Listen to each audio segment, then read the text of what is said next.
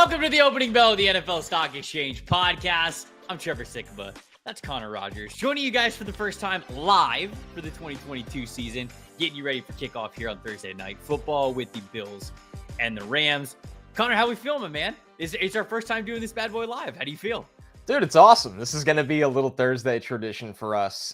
This will be the live stock exchange show of the 3 per week. Woo! This is a time where you can sneak those mailbag questions in at the end. We're going to be previewing the weekend, not just Thursday night football. This is going to be a lot of fun, dude. I can't wait. Yeah, I was an idiot and forgot to ask for questions for the mailbag this week. So we have one.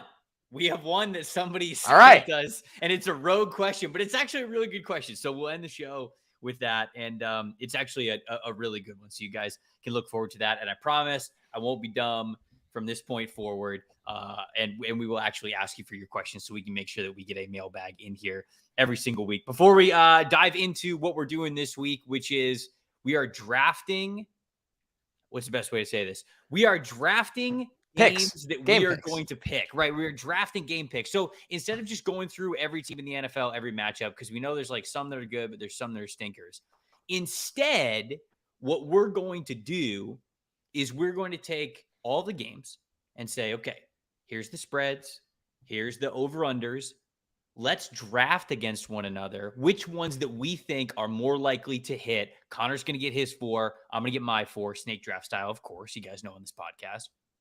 And we'll keep score. So we'll keep score all 17 weeks of the regular season, 18 weeks actually, of the regular season. And then we'll kind of have a final record at the end of the year. So it puts a little bit more fun of skin in the game and ownership of the picks that we have. I think this, Connor, I think this will be a fun way to do it. I've done a lot of game preview pick shows before, but this is the first time we've ever thrown this draft element of it into it. This is what we do, dude. For people that have listened to the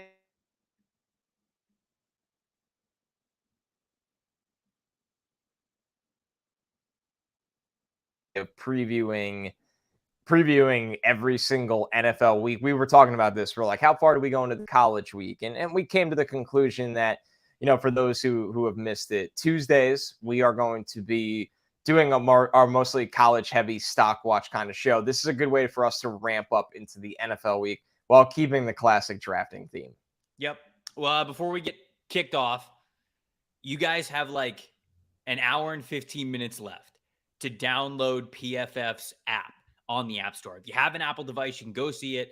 PFF or Pro Football Focus, search it. You'll be able to find it. And when you download it, you can get everything that we have on there completely unlocked, totally free. It's got the fantasy football analysis. It's got the betting edge stuff, a lot of things that we'll be referencing here on this show. It's got all the news, rumors, articles, injury report updates, everything, man. Go check it out. If you don't have the app, go download it now. PFF, anywhere that if you have an Apple device, it's anywhere on the Apple Store. You can check it out, PFF or Pro Football Focus. Connor, as I always do, because I try to be as gracious as possible, I'm going to give you the first pick here. It's snake draft style, so you're picking first, and then I'm going 2-3. Unless you'd rather go 2-3, I'll give you the choice. I'll be a true host about it.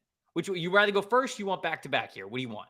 Classic, humble, gracious, so selfless Tampa Bay Trey style here. And I am going to actually take the first pick.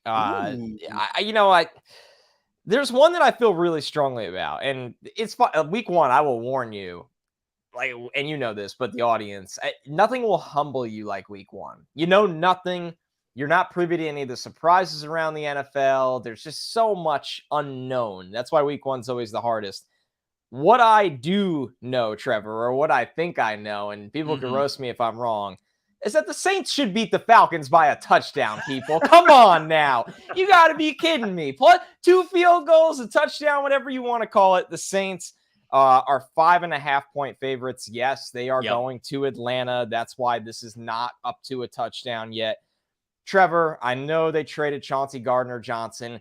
They still got a really good defense. And the Falcons just don't have a lot of weapons to overcome that. And at the end of the day, man, I just think the Saints offense is not going to face much resistance in this game. I think the short passes to Alvin Kamara. I think Michael Thomas will be itching to go, ready to go. I know he's been a little banged up recently again, but he'll be ready to go out of the gate. That offensive line is still good. This line surprised me that I had to have it. I like the Saints -5.5. Yeah, and it's moved a little bit more towards the Saints. I think this one opened up around 4.5, and so we're getting a little bit more towards New Orleans as people were basically thinking exactly what you were thinking. Public's on it.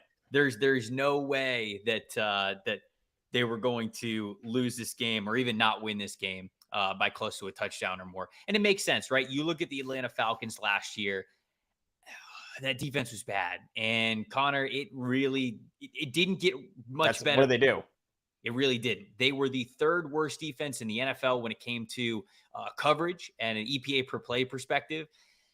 And that was with A.J. Terrell being an elite corner on one side of the football. They still had the third worst numbers with EPA per play given up during against the pass. And you're going up against a team that Jameis Winston loves to pass the football, right? They're getting Michael Thomas back. Not only is he healthy, well, mostly healthy to this point, he doesn't hate New Orleans anymore, which is nice. That's good. Good stuff. Where you playing? They also added. It's important here.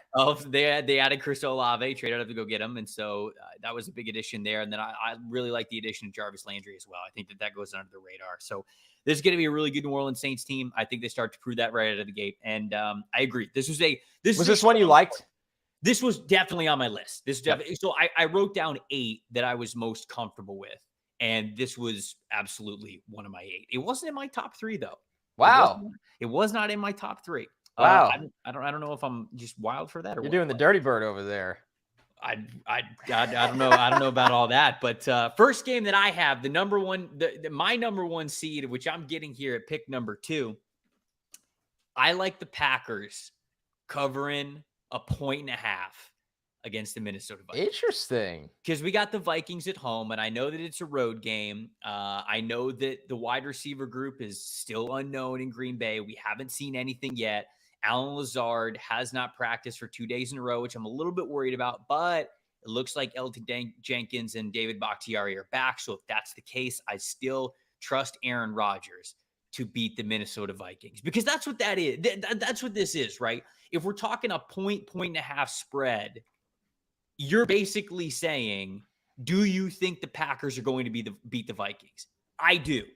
And even outside of Aaron Rodgers, I look at this Packers defense, and I think this is going to be one of the best Packers defenses that they have had during this stretch of really good play, playoff runs, all that. So I think that it's going to be a really great matchup between Jair Alexander and Justin Jefferson. I hope we get to see that a lot.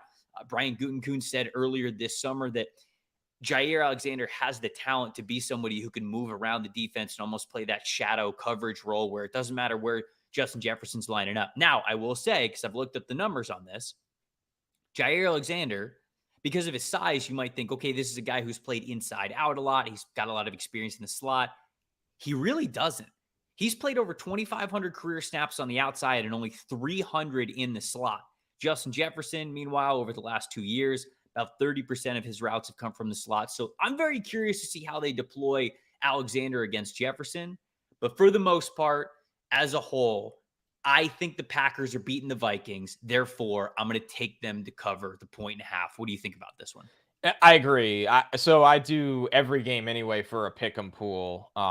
It's a lot of fun. It's just an easy way to get out in front earlier in the week and go through every game. And I took Green Bay.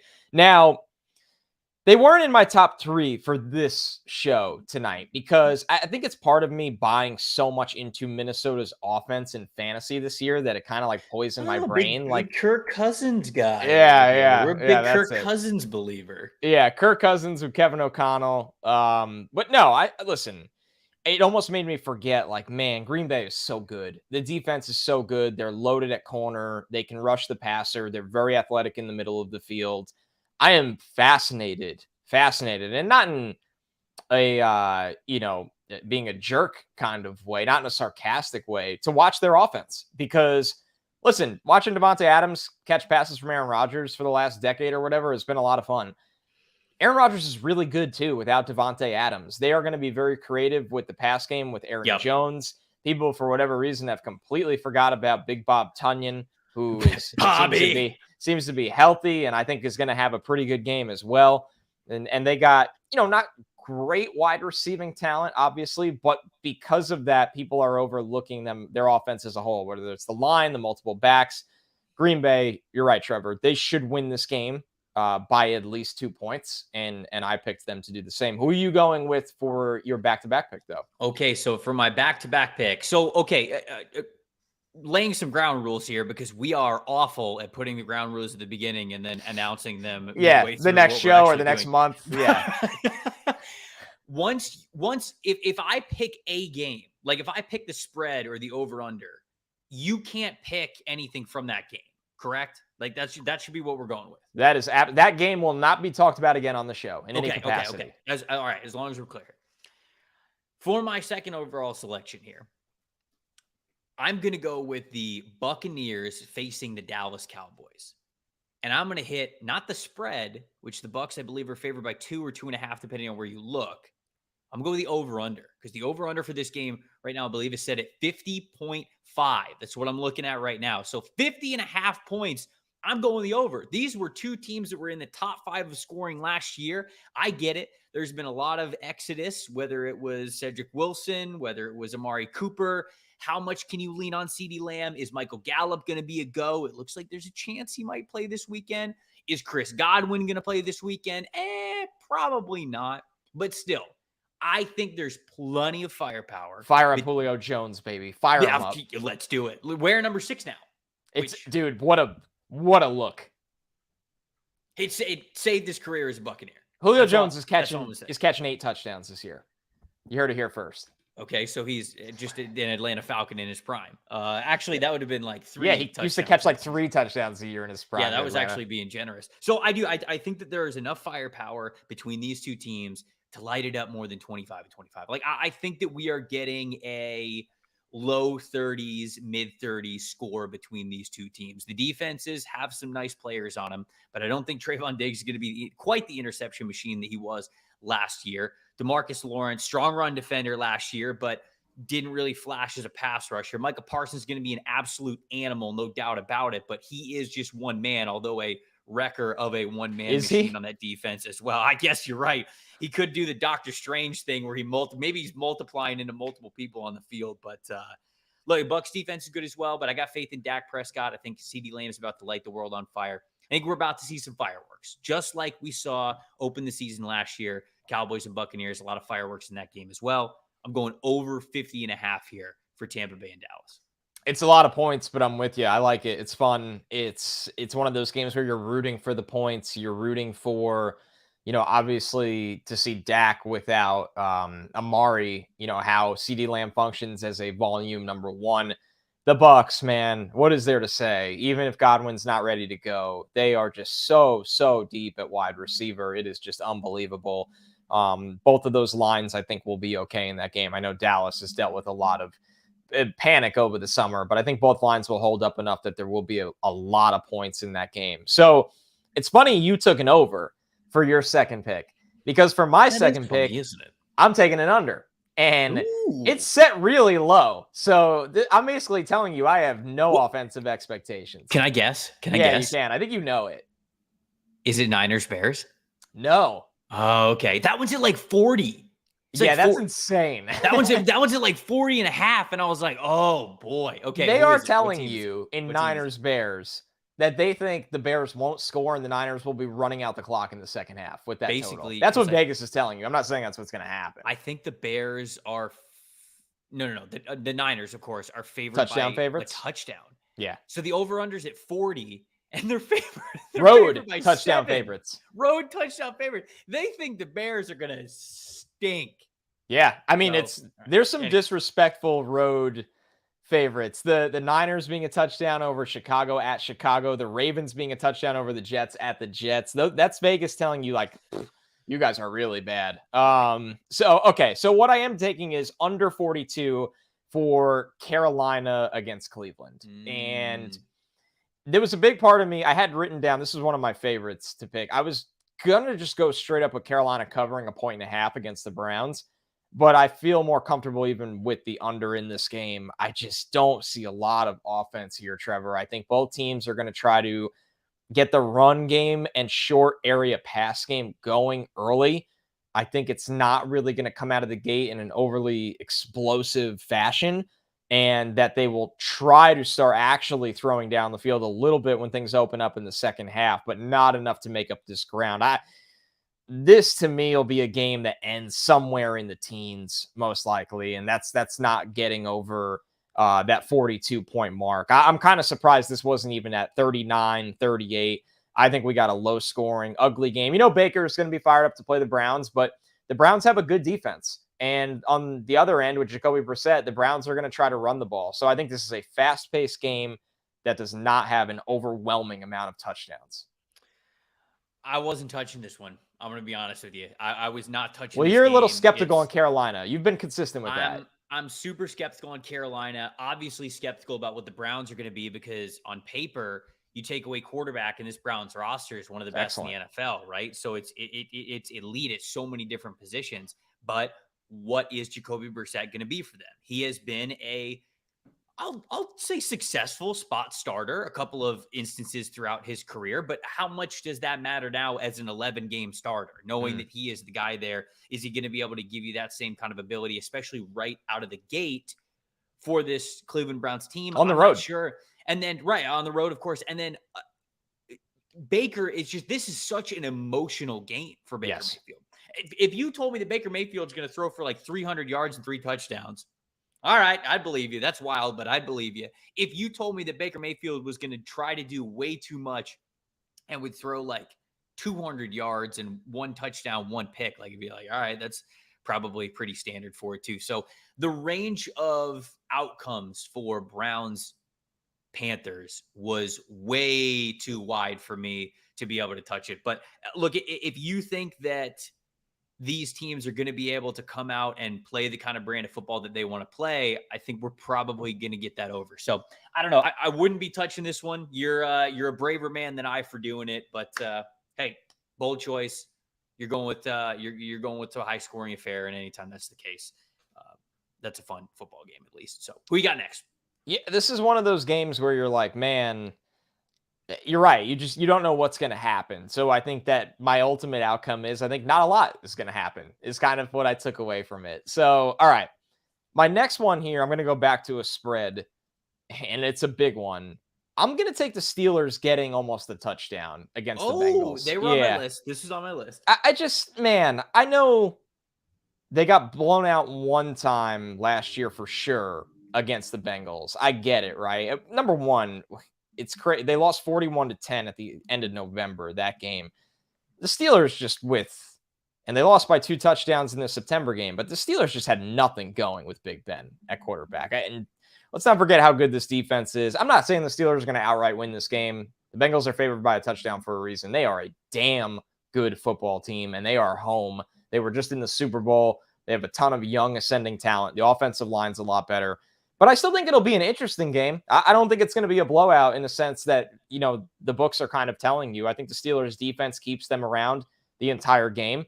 I think that they will be able to move the ball a little bit with Trubisky. I don't think he's going to have this overwhelming resurgence that some people are hoping for or expecting. But I think the Steelers have enough weapons. I am fascinated to watch their offensive line. That's where my big concerns lie for the Steelers. But I think this game will not get out of hand. Yeah. Well, I was just going to say, you mentioning the offensive line. I was just going to say which offensive line, because I think that the interior for the Bengals is also a big X factor point, I guess I'll say, for this game, because you've got the very experienced, very talented Cam Hayward going up against either Cordell Volson, who's a rookie playing at left guard, or Alex Kappa, who's a brand new right tackle playing on this line. So, I mean, that's a major sticking point, because if Hayward can kind of have his way in the middle, which he has with a lot of really good offensive lines, then that's some quick pressure on Burrow. All of a sudden, you really got to go to your quick passing game. You can't be sitting back there. You can't be you can't be doing what the Bengals want to do, which is, I think, really stretch the field on you and let Burrow let passing. It fly. Yeah, so that's the biggest area of concern for me. But that line, it's a lot of points. And I get last year, last year, obviously the Steelers got blown out by them and lost pretty badly the time before that. So I just think the Steelers team is going to be a little different this year. I think they're going to be ready to play. I don't think I'd be surprised if they won. I'm not surprised. I'm not saying they'll win though, but I definitely think they'll hang around at a minimum. This might have been one of the next picks that I make. So this was a solid selection versus the board that I had on here now, because I was thinking about this game. Mike Tomlin getting 6.5. Come on, man. Maserati Mitch at quarterback. Well, Maybach Mitch. I have some reservations there, but yeah, still Uh, better than what was left of Big Ben. Mini Cooper Mitch. I don't know. I mean, I can keep going. You know, any car that Mini starts Cooper with M. Mitch. Let's call him Honda Civic Mitch. No, it's got to be an M. You go like Mazda. You go like Mazda Mitch if you want to go like not Maserati. Sorry. Mid. What do you got? Not Maybach Mitch. No, that's not doing it for you. Okay. All right. The next team I got a little back-to-back here. I'm gonna go Thursday Night Football. I can do that. Whoa. Game hasn't happened yet, right? Podcast is right before the game. Yeah. I'm not cheating. I don't got any inside information. I'm going Bills, baby.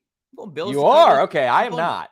I'm going Bills to cover 2.5. You think? Do you think the Rams are going to win the game? No, I think the Bill. If I really had a nitty gritty pick, I think the Bills are going to win by like a point. I think this is my most perfect line of the week in my eyes. Like I looked at all the lines and I was like, that's the one that's like on the money. I think this is going to be a 1-point game, maybe a 2-point game.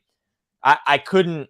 The Bills are really good. The Bills hype is as crazy as I've ever seen it in my lifetime. It's too high. Look, I want to be like this. If the Bills lose this game, it's not Panic City for me. It's a tough game. The Rams just won the Super Bowl and you're flying across the country. Right. Like, I think the expectations are almost unfair at this point. I think the expectations are way too high in the Bills, and that's not even to say that it's too high. I don't think they can achieve that ceiling. The NFL, the margin for error and the level of competition between the worst team and the best team, or actually I should take that out. I should say like the teams that are good in the NFL, it's so small. It might be just one single possession, one single. It was. Yeah, well, it was against the Chiefs. You're right. Yeah, it was. So I think that this is going to be a really close contest, but the fact that this one's less than a field goal, I like Buffalo in this one. Okay. I do think Buffalo is going to be victorious. And I wanted to get some skin in the game for Thursday night. So I wanted to do that. I wanted to make sure that we got that into this show. So I mean, you think it's going to be a close contest? I mean, we've got Stephon Diggs going up against Jalen Ramsey. I don't know how much he'll shadow him because he hasn't in the past. They've only lined up twice in the past. Once in 2016, week 14, when the Jags were playing the Vikings and Diggs caught like a 10-yard comeback route on him. And that was basically it. And then in 2020, in week 3, the early parts of the COVID year, Ramsey was matched up against Diggs and Diggs didn't really do anything except he did catch a touchdown on Ramsey. I remember that. So that's what obviously makes the highlights and everybody talks about that and that. So I'm not sure how much Ramsey's going to shadow Stephon Diggs, but it's a great matchup there. Getting to see Gabe Davis against this offense or that defense as well. Dawson Knox, newly paid top 5 tight end, getting to show off whether or not he's worth that fancy new contract. So I think there's a lot of fireworks. I think there's a lot of possibility for the Bills to score a lot of points. And I think it's going to take the Rams A game to keep up with them tonight. So I'm going to edge the Bills and I'll give it to the Bills here. I like 2 props in this game. I stayed away from the over-under. I stayed away from the spread. I liked Gabe Davis to score a touchdown, which is, obviously, I would say a pretty popular pick, but it's still plus money by far. And Josh Allen to score a rushing touchdown as well. I think they're going to do everything they can to take Diggs out of this game, which is good luck. Even when teams try that, it doesn't always work. But I think the Bills have no fear of leaning on Gabe Davis if teams are going to do that this year. I'll say that. Yeah, speaking of not being able to stop somebody, Raheem Morris, I will say, when I was reading up about this game, the defensive coordinator for the Los Angeles Rams, anytime he was asked about Josh Allen, either the first thing out of his mouth or the second thing out of his mouth was talking about how athletic Josh Allen was. And he was an unbelievable rushing threat last year, had the highest rushing grade for any quarterback in the NFL. That was above Lamar Jackson, above Jalen Hurts for us last year. He had the most explosive runs of 10 or more yards. He had the most forced missed tackles per attempt. Like, he was just a absolute force when he was able to break the pocket and make things happen with his legs. Raheem Morris is very, very aware of that. I'm curious to see how he's going to deploy his defense to try to stop it, whether it's kind of containing him a little bit with those defensive ends, those long defensive ends that he has. Maybe using Ernest Jones or Bobby Wagner to spy him a little bit, one of his inside linebackers. So that is going to be a telling tale, I think, of whether or not the Bills are going to be victorious and how much they win by is Josh Allen's leg there. Before we get to my next pick, Got to talk to people about our friends at DraftKings. You can get ready for week 1 action with DraftKings Sportsbook, the official betting partner of the NFL. You bet just $5 on any football game, you get $200 in free bets instantly. Plus, everyone can now experience the thrill of DraftKings early win promotion. If you get up 7 points, you win. That's it. Bet on any team in the NFL of your choice, and if your team leads by 7 points at any point during the game, you get paid instantly, even if your team loses in the end, which is, of course, great for you. DraftKings is a safe, secure, and reliable, and best of all, you can deposit and withdraw your cash whenever you want. Download the DraftKings Sportsbook now. Use the promo code PFF to get that $200 in free bets instantly when you place a $5 bet on any football game. That's promo code PFF. Only a DraftKings Sportsbook, 21 or older in most states, but age varies by jurisdiction. Eligibility restrictions apply. See DraftKings.com/sportsbook for terms and resources. Gambling problem? Call 1-800-GAMBLER. In Tennessee, call or text the Tennessee Red Line at 1-800-889-9789. In New York, call 877-8-HOPE-NY or text HOPE-NY. One per new customer, minimum $5 deposit and wager, $200 issued as 8 $25 free bets. So that means that you guys can come back to this podcast every Thursday, at least 8 weeks in a row, and just put your $25 on something, whatever you think the most compelling argument is that we made. That's a good way. It's a good way to come back. Next one I got. You know what, Connor?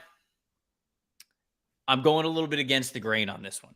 Okay. I like that. I feel like I'm going up against popular opinion here. Going against the public. I got the Raiders getting 3.5 on the road at the Los Angeles. So did I. That was one of my next ones. That was my next one. Okay, so I got them getting 3.5 points. Brother, it's too many points. Too many points. With J.C. Jackson out of this, because it looks like he's not going to play in this game, that seriously limits, I think, what the Chargers are going to be able to do on the back end of their defense. They have Michael Davis, who's a taller corner, but Asante Samuel Jr. is a smaller corner. Bryce Callahan's a smaller corner, and they got to go up against Devontae Adams, Darren Waller, and Hunter Renfrow. Hunter Renfrow is one of the best separation short yardage guys in the NFL. Darren Waller is an absolute mismatch animal, and Devontae Adams is, of course, if not the best wide receiver in the NFL, he's top 2, top whatever. So I think that this group with Derek Carr, what they know they're going to have to be able to do to make up for that defense, which is not very good with the Raiders, I think guns are going to be ablazing for this one. Them getting more than a field goal is the thing I like the most. I think this is going to be a cutthroat matchup, but them getting 3.5 is the line that I like. So I'm going to go with the Raiders here as the road team getting those points. Man, I love it. I absolutely love it. It would have been my next pick. Listen, a lot of hype around the Chargers, and I get it. I think Herbert's going to have just a mammoth year. It wouldn't shock me if he finishes as the fantasy QB1 this year. I think that they are loaded on defense. You mentioned J.C. Jackson injury. That's a big one. I think the Raiders are not going to be – they're going to be no joke this year, right? They're not just going to get rolled over in that division. I know it's a brutal division. I know the Chiefs are awesome. I get it. The Chargers have a lot of hype. The Broncos with Russ. But the Raiders made a lot of moves this offseason, a lot of big moves as well. And I think they're one of those teams, the Raiders, that maybe at the end of the year, the division record isn't great. It's not what you hoped for. But the division games, the differential, I think is going to be really tight. I think they're going to play a lot of close division games. And I think that starts week 1, like you said, Trev. More than a field goal just seems like a little too much. So we'll see.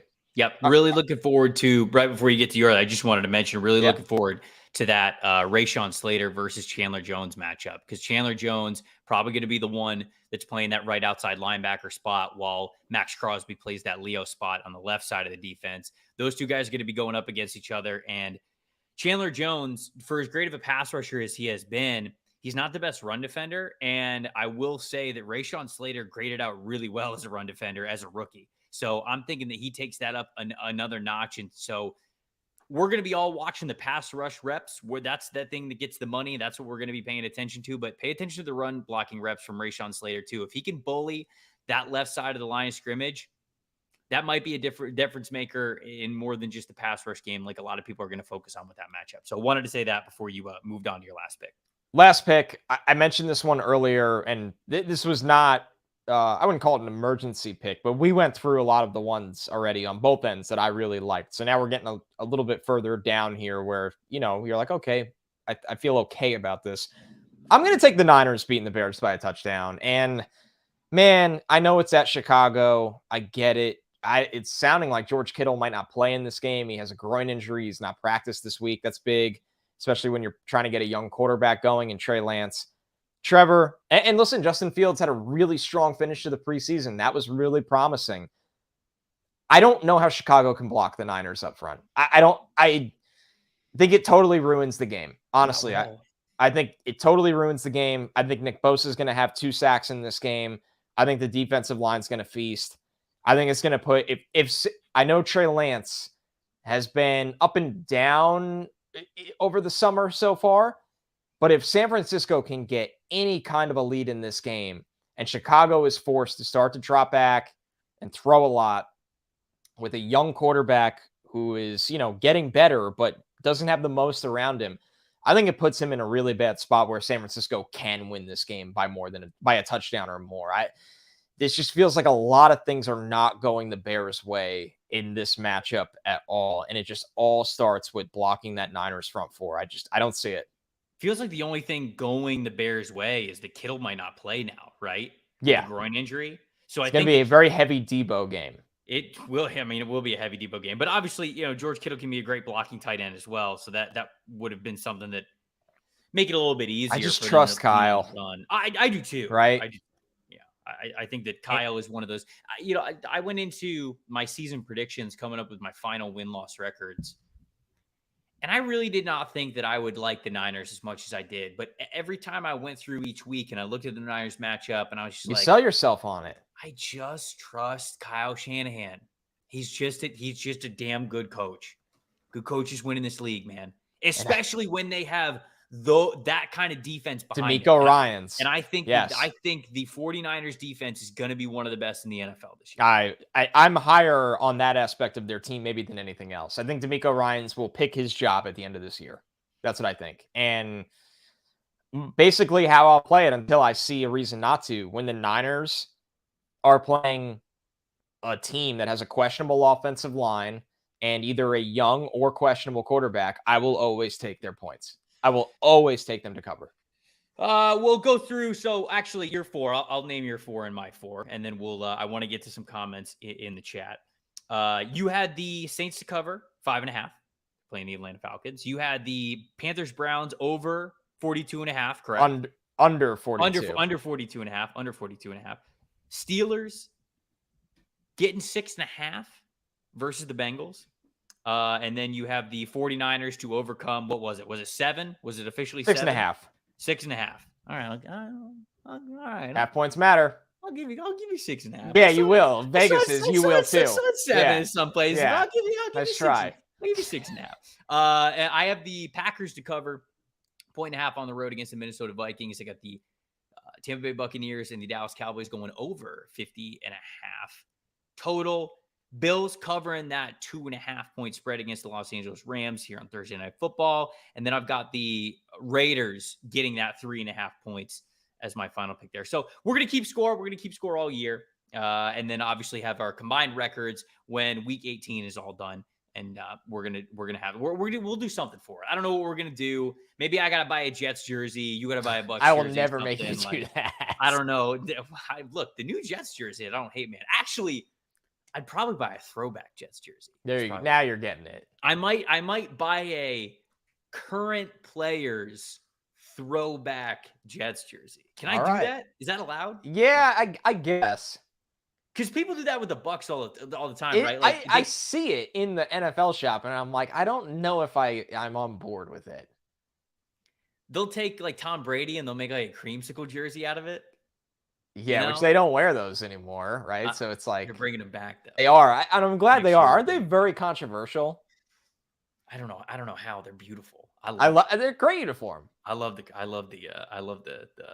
cream. No, it is funny when you see like the Jets all black uniform, and it's like Joe Namath. it's like I get it, but I don't like it. I don't like. I have one Jets jersey. I have the 90s. No way you only have one Jets jersey. Oh yeah, I have one Jets jersey, and it's a like borderline recent purchase. I am not a a big football jersey guy. Were you ever? Like, have you Oh, yeah, when I sold was a them? kid, when I was really young, yeah. Okay. All right. I have a 90s Keyshawn Johnson jersey. You king. That's it. You absolute And we can king. align there. We can. Yep. I think at one point I had a Bucks red and pewter Keyshawn Johnson jersey. Love it. Because who didn't, right? You know, Keyshawn was the jersey wherever he was at the moment. Actually, Mike Allstott was the jersey. Oh my God. Yeah, but you got to wear your shoulder pads when you go out. You actually, yes, you have That's to wear the issue. Yeah. That's the way that it is. Teacher L's getting on us about picking the Raiders over the Chargers this season. I'm not taking the Raiders to finish better than the Chargers. I don't think just the points. Yeah, just the game. Just one game. They could lose and we could still be right. Just the points. Yeah. Well, it's how we stay around in this business. We can lose and we can still be right, you know? Logan Hurst saying he's running through a brick wall for Dan Campbell. What do you think? What do you think of the Lions? I ended up having the Lions at 7 wins this year. I got them at 7. I'd be right around 6 or 7. Okay. All right. Yeah. I was really scared of that game because the Eagles are going to be really good. But think about how caffeinated Dan Campbell's team is for week 1. Like, if this was like October, I'd be like, it's going to be more than caffeine, brother. Yeah. I don't know how to tell you this. Yeah, exactly. So, I mean, I think the Eagles win, and I do think they cover, but I was afraid of it. I think people have gotten a little unfair with the Lions as well. They won 3 games last year. Like, if you're expecting them to win 9+, you're out of your mind. No. I think 6 or 7's fair, and I'd be like, hey, they're moving in the right direction.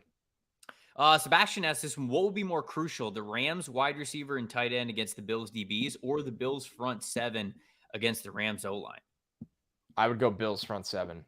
Oh, see, I would go Bills DBs just because they don't have Trey White and Kyer Elam's going to start and he's a rookie, right? So it's like, sure, they played without White for a while last year, though. They did, but you know, the safety duo is great. I think this is a good question. I normally lean up front, so I normally would have agreed with you. Yeah. While I was just saying that out loud, I was like, it's a really good question. There's not like an easy answer. No Trey White and a rookie corner going up against a rejuvenated Allen Robinson and a guy who almost caught 2,000 yards last year in Cooper Kupp. It could be tough. Not to mention Tyler Higbee. So we've got a Miata Mitch. So we've got another Mitch nickname there. Miata. I like that. That's good. Okay. Good. Shout out for Cordell Volson as I'm scrolling up here. Jesse also thinks the Bears are going to stink. All right. Welcome to Thursday nights on the stock exchange. We would agree. Yeah. There was some Jets talk at the top. I'm trying to Cody wants to know where the Roy Lopez jersey is. Yeah, I know you said you're not a jersey guy, but no. But here's the thing: I will gladly get jerseys for like special occasions, like a cause, like a good. Yeah. Like it's true. There needs to be on the brick on certain shows the Roy Lopez jersey behind me. Yeah, that would be that would be a nice touch. Yeah, I don't think I'll wear it on the show, but I'll gladly hang it behind me on the brick. That would be a very nice touch. If I find some old shoulder pads that I can wear with the Roy Lopez jersey, I'll wear it on the show. If you still have shoulder pads, your girlfriend just laying around as a 30-year-old adult. Your girlfriend's about to throw them out or move out. One of the two. Yeah, one of the two. Be alarming. One of the two. Okay, before we get to our lone mailbag question of the week, because I'm an idiot, got to talk to you guys about our newest partner, revolutionizing the world of sports betting and fan engagement by making sports fandom profitable. That company is Symbol, and I bought some stocks on some teams. I'm going to let you know in a second when I'm done with this ad. Symbol is the stock market for sports. They were a PFF sponsor last year, and now they are back for this football season. Symbol lets you trade pro and college teams like stocks and even earn cash dividend payouts when your teams win. Symbol took the thrill of sports betting and combined it with the profitability of the stock market to give you a platform where fortune favors the fan. You can download the Symbol mobile app on iOS by searching SIMBULL in the App Store. Use the promo code NFLSE to help out the podcast and receive a free team stock valued up to $150 upon signing up. PFF teams getting in the Symbol action this season. Yesterday, I was looking at a couple of schedules as I was going through things, and I bought a couple of shares of 2 teams so far. I dipped my toe in the water. I went bananas today. Did you? Bananas. Okay, all right. So I dipped my toe in the water a little bit because I want to see how week 1 goes. I should have done that because I might be a coward. I bought a couple of shares of the Washington Commanders because I think that they opened the season against the Jacksonville Jaguars. I think we're making money there. I like the price line and where they were at. I think they were at $30 a share. So I like where they're at. I think they're going to get the dub over the Jags this weekend. And then their schedule through the first 5 games of the season, it's pretty easy. So I'm hoping to capitalize on that, sell it maybe once we get to a quarter way through the season. Same thing with the Eagles. And the Eagles, I might hold on to them a little bit long term. They were more expensive stock. But, dude, their schedule is so easy. It's so easy. It's one of the easiest in the NFL. I went through their exercise. I don't know if you saw this. We did this on the Daily Show. I ended up having the Eagles going 13-4. I believe it. I would have never thought that would have been the case. And I went through the schedule, and I'm like, dude, I can't even find the losses. Well, the division's not any good. Division's not any good, and everybody they play outside of the division stinks. Yeah. So it's great. So I bought some shares of Washington. I bought some shares of Philadelphia. Who you went bonkers? You didn't dabble outside the NFL? Oh, no, not yet. Not yet. So NFL stock, I bought expensive one, but I bought Chiefs stock that I'll hold the whole year because I know the beginning of their schedule is hard. Okay. We say that though, like the Chiefs are the Chiefs. Like, yeah, their schedule is hard, but everybody playing them is like, oh God, we have to play the Chiefs. So I bought Chiefs stock because, quite frankly, I think they're going to win the Super Bowl this year. And I'm just going to ride that out the whole year. And then I just bought stock of my favorite teams just to endure more pain. I bought Rangers stock. I bought Mets stock. I had a time of my life. Why would you do that? I had the time of my life. No. You got to counter. You got to hedge it. You gotta bet the teams that your teams are playing. So either you're a truly happy kid inside, or you made money. That's a good point. Well, there was some logic to the Mets buy, which, I mean, I say that, but the Mets schedule in September is like the easiest in baseball. So I'm like, maybe this will go my way. I thought the Rangers would start to get out of control if they start out hot this year, coming off the surprise appearance in the conference final last year. So I was like, let me get this now. Yeah, I had a good time. I had a really good time. All right. It's supposed to be about having fun. No, it is about having fun. I know it's about now. And now look, if your teams win, not only are you happy, double you the fun. Money. You make money. So yeah. all like the shots that you're gonna buy afterwards, or the fancy IPAs that you like to drink. Yeah, they're on Symbol. So you get that. Just order me a Coors Light with yours. I can keep it deal. When that absolutely happens. Daniel said last year I sold the Cavs when I was using Symbol, which by the way, somebody in the comments said I feel bad. They said, here we go, a real NFL commentary amongst the trash that's out there. What's up, guys? Let's go. And then we started reading the Symbol ad, and he goes, and a commercial. Oh man, we're sorry. I'm sorry for the timing there, but it is football related. Symbol, if you missed it, it's a cool way to have like a stock market amongst teams, and so it's very on brand for the show. It's just a way that you can have a little bit more fun. It's a different way to get some skin in the game, have some fun watching these games. Daniel said last year I sold the Cavs on Symbol right before last season started like an idiot. Proceeded to go from one of the worst teams to almost making the playoffs. Could have made some serious money. Kevin said Donovan Mitchell. Oh yeah, my God. Kevin said, nah, emotionally hedging is lame. Go big or go home. That's right. Good man. So he's on your team. All right, let me pull up this one question that we've had. Cathal asked this one. Big listener of NFLSC, so big shout out to him. Thank you so much for listening. His question is, who are you guys' picks to be the last winless team, of this season? He said, I've got a Jets ticket at 10-1 odds, which I think is a great value given their current quarterback situation with Zach Wilson out till week 4. This is one of my favorite prop bets of the year, and it never gets any airtime. Nobody ever talks about it. So he actually sent me the odds for the teams that have the highest odds to be the last winless team in the NFL. You got Houston Texans plus 350. Atlanta Falcons plus 450, Jets plus 700, Seahawks plus 1,000, Lions plus 1,000, and then you got the Chicago Bears at plus 1,100 and the Jaguars at plus 1,300.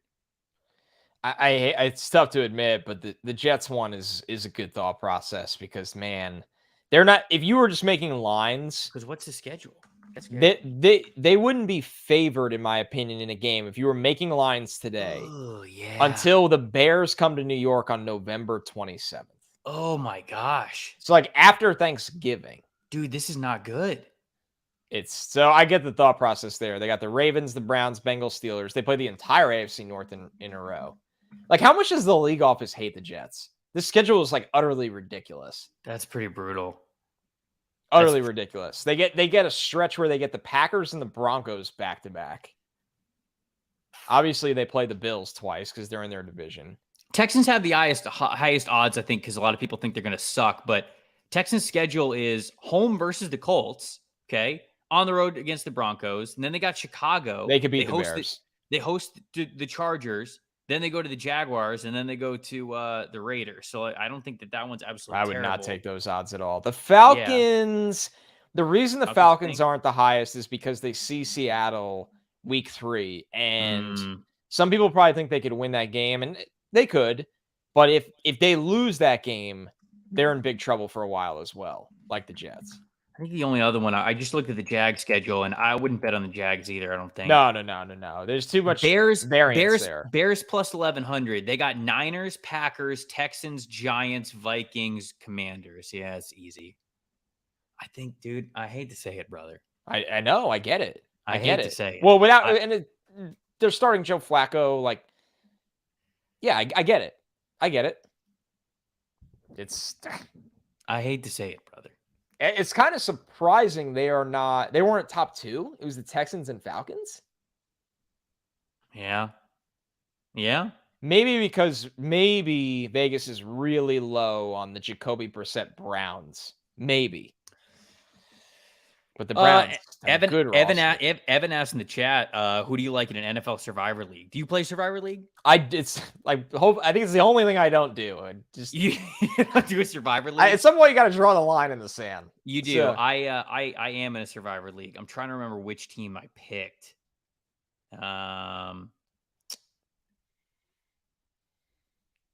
Who was it? It might have been the Eagles.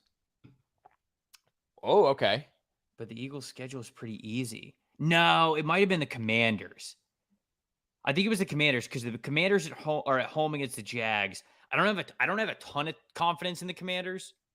I don't have a ton of confidence in Carson Wentz. So I don't know how many other times I'm going to be able to pick the Commanders. Man, I picked Jacksonville to cover at a minimum. Oh no. That would scare me a little bit if I were you. But week 1's hard. I would pick the Saints. Hard. You don't want the obvious one. Saints one should be a freebie. Boy, the Falcons better not win that game. It's all I've talked about tonight. And that schedule is pretty difficult. Yeah, I'd be cool with somebody picking the Saints because this is a dub. This is a dub here. I think you're good on this one. All right, I actually have another mailbag question. Wow, all right, Chris. Are you ready for this one? Let's do it. I did not read this one ahead of time, so this is we're firing from the hip here. Firing. The NFL. The NFL has expanded into the emerging markets of Westeros with a new division. The teams are the Lannisters, which are the Lions, Targaryen Dragons, Winterfell Wolverines, Baratheon Bucks. Choose any head coach and QB to fit these houses. For example, I think Tom Brady would fit as Lannister. Yep. I mean, sure.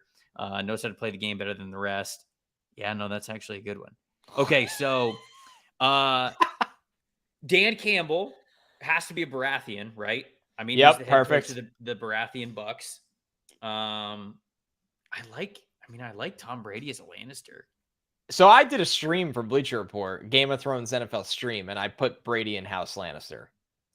That feels like the right one. Josh Allen is the Winterfell Wolverines quarterback. I wish Ryan Fitzpatrick was still in the league, so him and his beard could be the Winterfell Wolverines. It's got to be Josh Allen. I think Sean McVay's got to be the head coach with Tom Brady, right? With the Lannisters. Yep, absolutely. So Sean McVay and Tom Brady. We got Dan Campbell. And who's Dan Campbell's quarterback? For the Baratheon Bucks? Yes. Tricky. This has to be like a serious, gritty... I mean, that might be Josh Allen. Gardner Minshew? I think that's it. I think he's a Baratheon Buck. Maybe, I guess. It's got to be. Who's gonna be a Targaryen? Oh, I mean, blonde hair, so it's got to be Trevor Lawrence, right? Yeah, right? But he's not like the Targaryens. Yeah, but who's like a Targaryen? Aaron Rodgers. You think Aaron Rodgers is like a Targaryen? Yes, even absolutely. Even though his cameo in the show, he gets burned by one? Yes, he is absolutely every bit of a Targaryen. Okay. All right, I tried. Who's their coach? Who is their coach? It's got to be somebody like intense but strategic. That's a tricky part. That could have been McVay. Yeah, McVay's the Lannister Brady McVay tree though is nice. It's on point. I don't think we can get rid of that one. I do agree with the blonde aspect of it. That does matter here. Tricky. What so Baratheon Bucks was Campbell and Minshew. Minshew. He's got it spinning. Yeah, somehow gets in the show. Well done. Lannisters, we have Brady and McVay. You have Aaron Rodgers for the Targaryens and Kyle Shanahan. Yeah, that's it. For the Targaryens? Yeah, that's it. I feel like that's not the worst. I feel like Winterfell. That's not the worst. Winterfell. This could be Robert Saleh, maybe? It could be Robert Saleh. Brian Daboll, because he's could be Brian Daboll. Beard. I actually like Brian Daboll. Brian Daboll's probably the one. Let's go Brian Daboll. And then was Josh Allen this one? Do we want? Yeah, Josh Allen's the king of the North. Okay. Oh, you know what? That actually fits. Yeah. See, Kevin said that Trevor Lawrence has the Lannister hair. Yeah. Tom said Minshew is the Dornish QB. Oh, that is very good. So he's like the Viper. That is House Dorn is a slept-on house. It is. It's a very slept-on house. That's a good one. Rodgers has the Targaryen flip of a coin. They're crazy vibes, that's for sure. Oh, I'm just reading the chat. Tom also said Frank Reich is Ned Stark. Reich is a good Winterfell coach. Reich would be a good. Who's better, Daboll or Reich? I think I'm leaning with Reich. I could even go Doug Peterson, honestly, in that bucket as well. You know who's very Ned Stark? Not an appearance at all whatsoever. But Sean McDermott. Oh, yes. Sean McDermott he's got Ned Stark qualities. And then you're pairing him with Josh Allen. You know what? Yeah, family coming together. You know what? The Starks didn't get enough pain. No, I was going to say the opposite. They didn't get enough happiness in Game of Thrones. That's so we should give them. Great question from Chris. That was a great question. That one took a little bit longer for us to think about. I love crossover. Any football crossover content is like you and I's like that's our peak of podcasting. Jake said the Cowboys should be in the Game of Thrones division for how their season ends every year. I assume that he is quoting the if you think this has a happy ending, you haven't been paying attention from Ramsey Bolton. Yeah. So, all right, we'll end it there. A Ramsey Bolton quote. What a way to end the. It's probably time to go. What a way to end the podcast on, guys. Thank you so much for watching the first live stream here. I'm not going to be and next week as we do the same thing. We'll have another preview draft where we're drafting the best games, our favorite spreads that we're looking forward to this weekend. Love y'all. I'm Trevor Sikkema. That is Connor Rogers. We will see you guys Monday morning to recap everything that happened in the NFL in week 1. See you guys then.